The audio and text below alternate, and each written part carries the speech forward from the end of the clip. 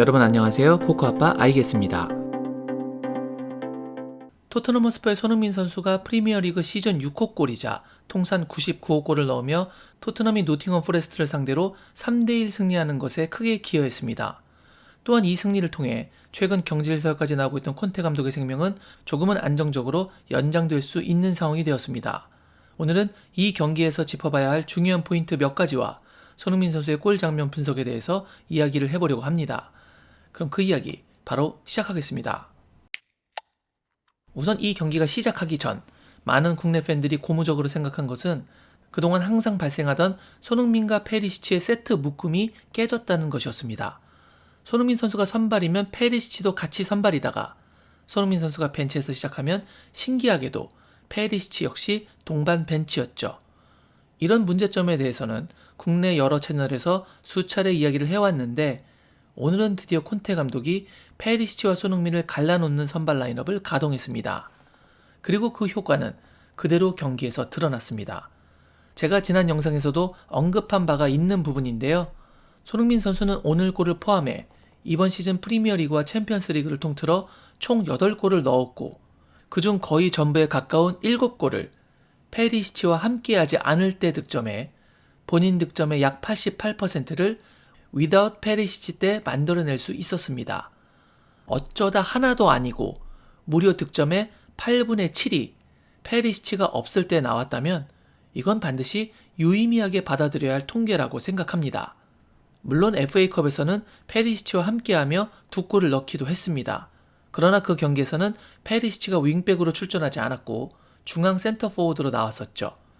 만약 손흥민이 페리시치와 경기를 함께한다면 적어도 페리시치가 윙백은 아니어야 할 것입니다. 이로써 손흥민과 페리시치의 왼쪽 라인 조합은 심각할 정도로 안 맞는 것이라는 게 오늘 경기에서 상당히 입증되었다고 생각합니다. 아니, 더 나아가 손흥민 선수뿐만 아니라 팀 전체적으로도 페리시치가 없을 때 분명 더 활기찬 공격을 뿜어낼 수 있었습니다. 오히려 벤 데이비스가 왼쪽 스토퍼로 나오지 않고 페리시치 대신 왼쪽 윙백으로 나오면 벤 데이비스 개인은 물론이거니와 팀 전체의 경기력까지 더 좋아졌죠. 토트넘이 사실상 3연패를 하기 전 웨스트햄과 첼시전에서 좋은 경기력으로 2연승을 보여준 적이 있습니다. 그리고 그 경기는 모두 페리시치가 벤치에 있었고 벤 데이비스가 윙백으로 출전했던 경기였습니다.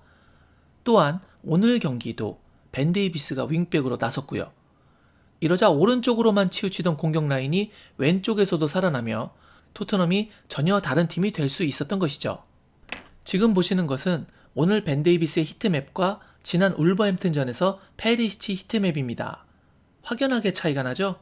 벤 데이비스는 주로 허리 쪽 사이드에 중심을 두고 수비와 공격을 서포트하는 것을 주 임무로 하고 박스 안에 침투할 때에는 중앙 쪽으로 침투하며 수비를 끌고 안으로 들어갑니다. 그렇게 지금 보시는 것처럼 손흥민 선수의 주 위치가 하프라인 위쪽에서 형성됩니다. 또한 벤 데이비스는 손흥민의 위치를 많이 침범하지 않습니다. 하지만 페리시치 히트맵은 오히려 더욱 공격적으로 올라가 손흥민 선수의 활동 영역을 다 잡아먹으며 오히려 손흥민 선수는 지금처럼 후방에 더 머물게 만드는 현상을 발생시킵니다. 이렇게 되기 때문에 페리시치는 윙백인데 수비에서의 가담률도 떨어지고 손흥민은 반대로 공격수인데 공격에서의 가담률이 떨어지며 토트넘 최고 무기인 손케 공격에 균열이 발생했던 것이었죠. 앞으로도 특별한 문제가 발생하지 않는 한 손흥민과 벤 데이비스의 왼쪽 공격 라인을 계속해서 보고 싶네요. 오늘 손흥민 선수가 살아날 수 있었던 다른 도움 요소는 히샬리송이었습니다. 이번 시즌 쿨루세프스키와 손흥민 선수와의 연계가 현격하게 줄어들었고 심지어 손흥민의 득점 전체에서 쿨루세프스키의 어시스트가 단 한 개도 없는 상황이었습니다. 하지만 오늘 히샬리송은 쿨루세프스키와 다르게 손흥민에게 수차례 연계 패스를 시도했습니다. 특히 인상 깊었던 장면은 이것이었습니다. 페드로 포로가 로메로에게 패스하는 장면입니다. 이때 공격 작업이 참으로 훌륭했는데요. 해리 케인은 패스를 받으러 내려오며 수비를 끌고 들어와 전방에 공간을 만들어줍니다. 그리고 히샬리송은 반대로 그 빈 공간을 향해서 뛰기 시작합니다. 로메로는 그 장면을 보고 논스톱으로 전방 침투 패스를 넣어주죠. 이때 손흥민 선수는 상대 수비 2명 사이에 위치하고 있었습니다. 손흥민 선수는 온사이드를 맞추며 전진하고 히샬리송은 그런 손흥민을 보고 정확하게 크로스를 올려줍니다. 하지만 그것을 수비가 1차 저지합니다. 그 튀어나온 공을 히샬리송이 다시 잡는데요. 보시는 것처럼 그 순간 해리 케인이 자신에게 공을 달라며 강력하게 어필하고 있었습니다. 그리고 실제로 충분히 히샬리송이 케인에게 줄 수도 있는 상황이었습니다. 왜냐하면 거리가 더 가까웠고 패스길도 충분히 나쁘지 않았으니까요. 오히려 현재 상황에서는 손흥민 선수가 상대 수비 2명 뒤에 있어서 패스를 주기 쉽지 않은 상황이었습니다. 하지만 손흥민 선수는 공을 받기 위해 뒤로 살짝 빠져나오기 시작했고 히샬리송은 그쪽을 향해 컷백성 크로스를 올려줍니다. 일어나지 않은 일이기 때문에 단언할 수는 없습니다만 최근 성향으로 봤을 때 만약 이 위치에 히샬리송 대신 클루셉스키가 있었다면 아마 강력하게 요청하는 그리고 거리가 더 가까운 케인에게 패스했을 가능성이 가장 높아 보이고 그것이 아니라면 본인이 접고 들어와 직접 슈팅을 때릴 가능성이 더 높지 않았을까라는 예측을 하게 됩니다. 그러나 히샬리송은 2차례나 연속 손흥민을 겨냥한 패스를 해줬고 다행히도 손흥민은 그것에 보답할 수 있는 멋진 득점으로 히샬에게 어시를 돌려주었습니다. 손흥민과 클루셉스키보다 손흥민과 히샬리송의 골 조합이 먼저 나왔네요. 그럼 이제는 히샬의 패스를 손흥민이 어떻게 골로 만들 수 있었는지 세부 분석으로 넘어가 보겠습니다. 여기에서 정말로 미친 첫 터치가 나옵니다. 이게 왜 미친 첫 터치냐면 만약 이 첫 터치가 조금이라도 우측으로 향했을 시 오리에에게 좀 더 앞쪽으로 튕겼다면 쉘비에게 잘릴 가능성이 높았겠지만 이 바깥쪽으로 휘어나오는 어려운 크로스를 달려오는 오리에의 등 뒤쪽 공간으로 아주 정확한 힘 조절을 통해 떨궈 놓았기 때문입니다. 지금 보시는 장면은 손흥민 선수 무릎에 공이 닿는 순간입니다. 이때 만약 오른쪽 다리에 힘을 주고 앞으로 무릎을 조금이라도 내밀었다면 공이 많이 튀어나갔겠죠. 하지만 이 순간 손흥민 선수 오른발의 위치를 보시죠. 공이 무릎에 닿는 순간보다 미세하게 뒤로 빠져 있습니다. 이건 공이 닿는 순간 다리를 뒤로 빼주며 볼이 앞으로 튀어나가지 않게 공의 반발력을 엄청나게 많이 줄여주었다는 것입니다. 그렇게 아주 완벽했던 첫 터치를 성공할 수 있었습니다.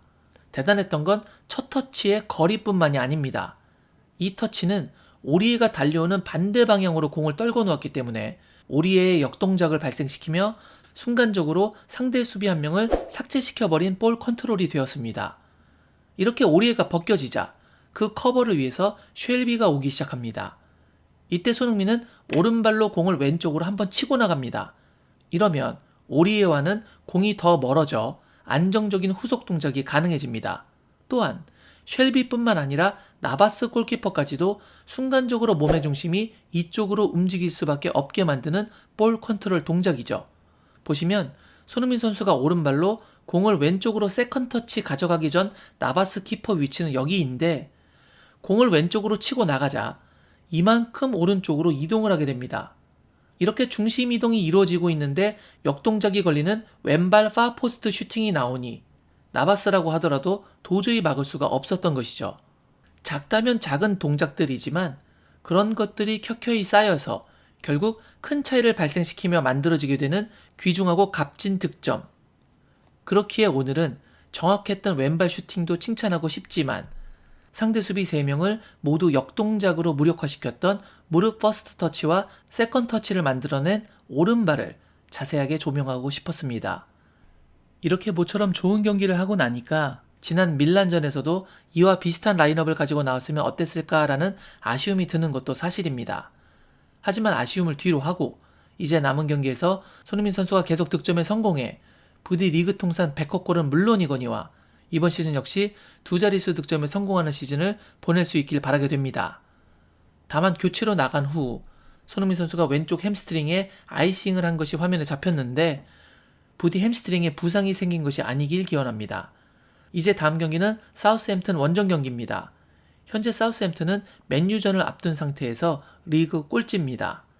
오늘 꼴찌였던 본머스가 리버풀을 잡아내고 나온 프리미어리그 공식 홈페이지 기사 타이틀처럼 강등권 팀들은 리그 후반기에 가면 결코 무시할 수 없는 무서운 팀이 됩니다. 게다가 원정 경기죠. 부디 만만하게 보지 말고 철저하게 준비해서 오늘과 비슷한 라인업으로 2연승을 달성할 수 있길 고대하게 됩니다.